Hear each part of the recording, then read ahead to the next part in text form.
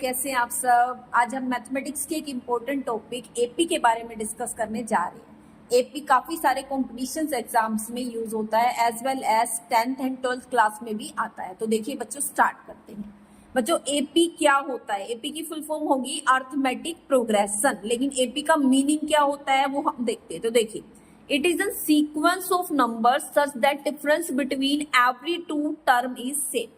ये एक तरह से नंबर्स की सीक्वेंस होगी जिसमें हर एक दो टर्म के बीच का डिफरेंस क्या रहेगा? सेम रहेगा, फिक्स रहेगा, कांस्टेंट रहेगा। तो देखिए करते हैं। जैसे मान लीजिए आपके सामने एक सीरीज गिवन है, अगर मैं यहाँ 1 और 3 के बीच का डिफरेंस नोट करूं तो बच्चों कितना आने वाला है? 2।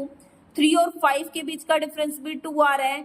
5 और 7 के बीच का डिफरेंस भी 2 आ रहा है। 7 और 9 के बीच का डिफरेंस भी क्या आ रहा है? 2। आप देख रही होंगी कि हर एक दो टर्म के बीच का, हर एक दो नंबर्स के बीच का डिफरेंस क्या आ रहा है? सेम आ रहा है, यानी कि 2 आ रहा है। ठीक है, तो इस तरह की सीरीज को आप क्या कहते हैं? AP series. देखिए जरूरी नहीं है कि हर एक दो नंबर के बीच का डिफरेंस 2 ही आए, बट जरूरी है कि हर एक दो टर्म के बीच का डिफरेंस जो है वो सेम आए, चाहे वो 2 हो चाहे वो 3 हो। हम एक और एग्जांपल ले लेते हैं। जैसे आपके पास ये है 5, 10, 15 अप टू एंड सो, ये सीरीज है। अब आप 5 और 10 के बीच का डिफरेंस देखिए, 5 आ रहा है। 10 और 15 के बीच का डिफरेंस देखिए, 5 आ रहा है। तो हर एक दो टर्म के बीच का डिफरेंस क्या आ रहा है? सेम आ रहा है। इस तरह की सीरीज को आप क्या कहते हैं? एपी सीरीज कहते हैं। ठीक है, अब मैं एक क्वेश्चन ले रही हूँ और आप मुझे बताइए क्या वो एपी सीरीज होगी या नहीं होगी। देखिए 1, 3, 7, 9, आप चेक करके देखिए क्या ये एपी सीरीज है या नहीं है। तो देखिए इसमें 1 और 3 के बीच का डिफरेंस कितना आ रहा है? 2 आ रहा है। 3 और 7 के बीच का डिफरेंस कितना आ रहा है? 4 आ रहा है। 7 और 9 के बीच का डिफरेंस कितना आ रहा है? 2। लेकिन इसमें तो हर एक दो टर्म के बीच का डिफरेंस सेम नहीं आ रहा। ऊपर वाले में डिफरेंस सेम था 2 का, इसमें डिफरेंस सेम था 5 का, लेकिन इसमें तो सेम नहीं आ रहा। जैसे यहाँ 2 का है, यहाँ 4 का है, यहाँ 2 का है, तो इस सीरीज को आप एपी नहीं बोल सकते। This is not an AP series. ठीक है, क्लियर हो गया। ये वाली एपी सीरीज बनेगी क्योंकि डिफरेंस सेम आ रहा था। ये वाली भी एपी सीरीज बनेगी क्योंकि डिफरेंस क्या आ रहा था? सेम आ रहा था। बट ये थर्ड वाली एपी नहीं बनेगी क्योंकि हर एक दो टर्म के बीच का डिफरेंस सेम नहीं आ रहा। आई थिंक आपको समझ में आ गया होगा। ठीक है, तो एपी चेक करने के लिए हमें क्या करना है? हर एक दो नंबर के बीच का डिफरेंस क्या करना है? चेक। अब आपके सामने एक क्वेश्चन है तो हमें क्या करना है? इसको सोल्व करना है। जैसे आपके सामने क्वेश्चन है 1, 3, 5, 7, 9। ठीक है, जो हमने फर्स्ट क्वेश्चन लिखा है इसी को हमने रिपीट करा है। अब हम क्या करेंगे? हम इसमें 10th नंबर की टर्म, सपोज करिए देखो इसमें मेरे पास 5 तक की टर्म्स गिवन है, लेकिन मुझे 10th नंबर की टर्म जाननी है कि भाई 10th नंबर की टर्म क्या होगी, या फिर मुझे पता करना है कि इसमें 50 नंबर पे कौन सी टर्म आएगी। ठीक है, या फिर मुझे पता करना है कि इसमें पहली 10 टर्म को ऐड करने पर क्या आएगा, मतलब S10 क्या आएगा। तो इस तरह के क्वेश्चंस का आंसर तो आप डायरेक्टली नहीं दे पाओगे। जैसे अगर मैं कहूंगी 10th नंबर की टर्म क्या आएगी, तो आप कैलकुलेट ही करते रह जाओगे, भाई 1 आएगा, 3, 5, 7, 9, इस तरह से कैलकुलेट करना पड़ेगा। चलो 10th टर्म तो फिर भी कैलकुलेट हो जाएगी, लेकिन आप बताइए 50th टर्म तो डायरेक्ट कैलकुलेट करना मुश्किल हो जाएगा। तो इसके लिए हमारे पास फॉर्मूला है, उस फॉर्मूले का नाम है जनरल टर्म। ठीक है, तो देखिए जनरल टर्म क्या होती है?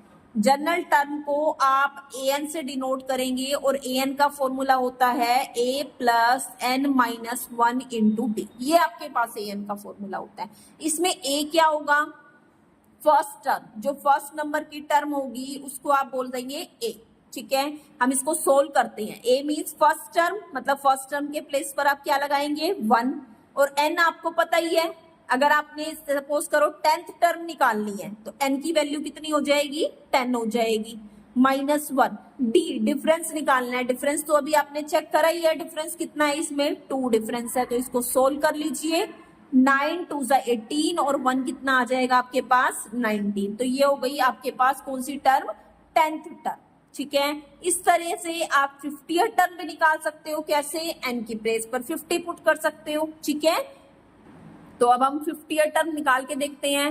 आपको पता है क्या फॉर्मूला होता है 50 का? a plus n minus 1 into D. तो आप बताओ n के प्लेस पर क्या पुट करना है? आपने 50 पुट करना है, तो ये हो जाएगा a plus 50 minus 1 into D. अब आपको क्या करना है? यहाँ पर a और d की क्या करनी है? वैल्यू पुट करनी है। ठीक है, अब ऐसे ही हमें S10 सोल्व करना है, तो S10 कैसे सोल्व करेंगे? सबसे पहले हम S10 का फॉर्मूला, तो देखिए SN का फॉर्मूला आपके पास क्या होगा? SN का होगा n/2 2a plus n-1 into D. तो आपने क्या करना है, S10 है तो n के प्लेस पर 10 लगा दीजिए। a की वैल्यू आपको पता ही है जो कि हमने कैलकुलेट की है, n के प्लेस पर वापस आपने 10 लगाना है और d आपको पता ही है 2। तो आप इसको सोल्व कर लीजिए। 5 2 प्लस 9 2 18 और ये आपके पास आ जाएगा आंसर 100। ठीक है, ऊपर वाले को भी आप इस तरह से कैलकुलेट कर सकते हो। a प्लस कितना हो जाएगा 49d। आपको a और d की वैल्यू सिंपली रिप्लेस करनी है और you will get the answer. ये आप खुद करके देखना। ठीक है, आई थिंक आपको समझ में आ गया होगा सीरीज के बारे में।